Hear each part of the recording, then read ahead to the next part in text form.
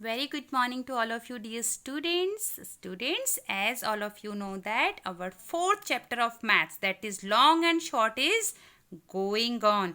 And yes, today's our topic is very interesting. What is it?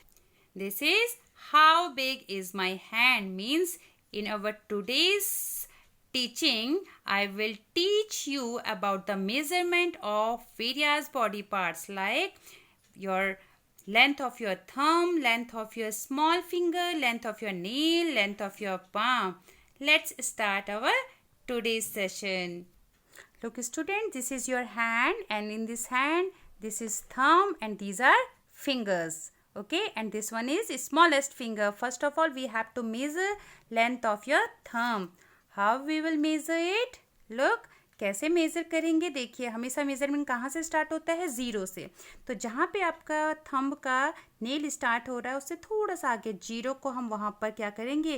Place करेंगे। ठीक है, तो जैसे आपने इसको प्लेस करा, देखिए ऐसे जीरो को प्लेस किया तो ध्यान से देखेंगे मेज़रमेंट कहाँ तक आपका आ रहा है।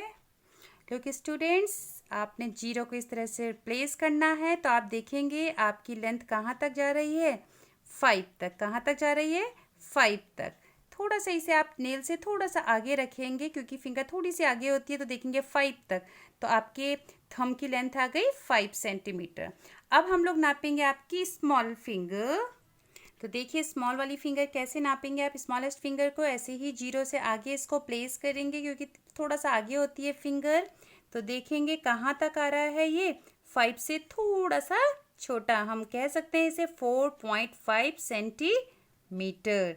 ठीक है स्टूडेंट्स, तो चलिए अब हम नापते हैं थर्ड वन, आपका नेल। तो आपके पास आपके जैसे 4 फिंगर्स हैं, थंब है, तो इन सारे नेल्स को अगर नापना हो आपको तो इसमें से किसी भी एक नेल को नाप लेते हैं हम। इस वाले नेल को नाप लेते हैं। तो चलिए, कितना इंटरेस्टिंग है। आई एम श्योर आप लोग बहुत अभी इंजॉय कर रहे होंगे। प्रैक्टिकली मैं आपको दिखा रही हूँ।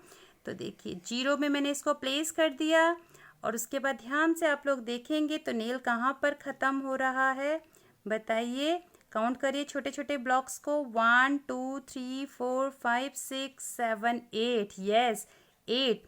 अब इस 8 को हम लोग लिखेंगे कैसे? क्योंकि ये 1 से छोटा है, हम इसे किस तरीके से लिखेंगे? हम इसे लिखेंगे जीरो पॉइंट करके।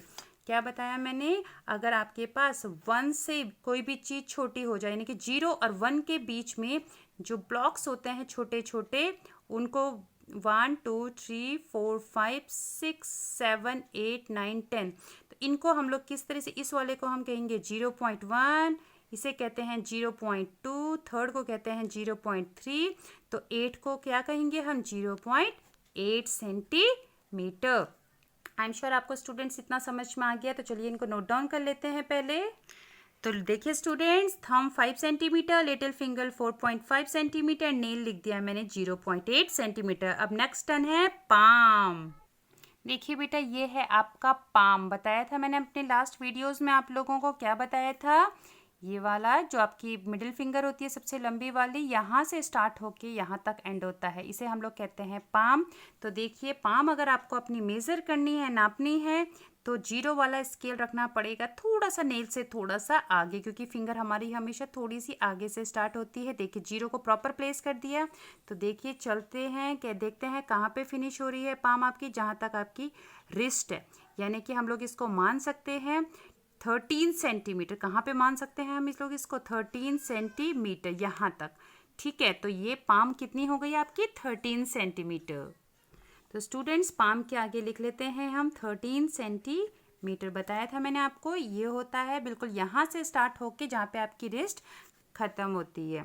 तो चलिए नेक्स्ट टर्न है आपका ईयर, नोज़ एंड हैंड।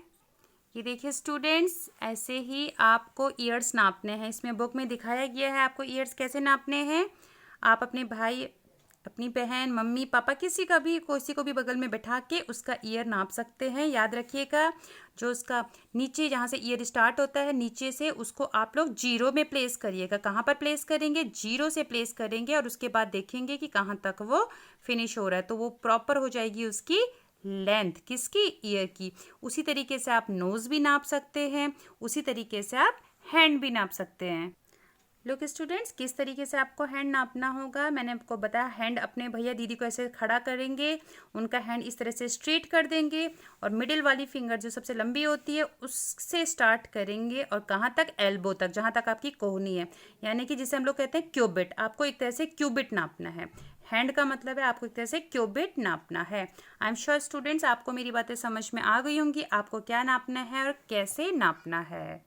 तो ये जो बचा हुआ टास्क है, ear, nose, hand, hand, you can say cubit. किसकी बात कर रही हूँ मैं, क्यूबिट की।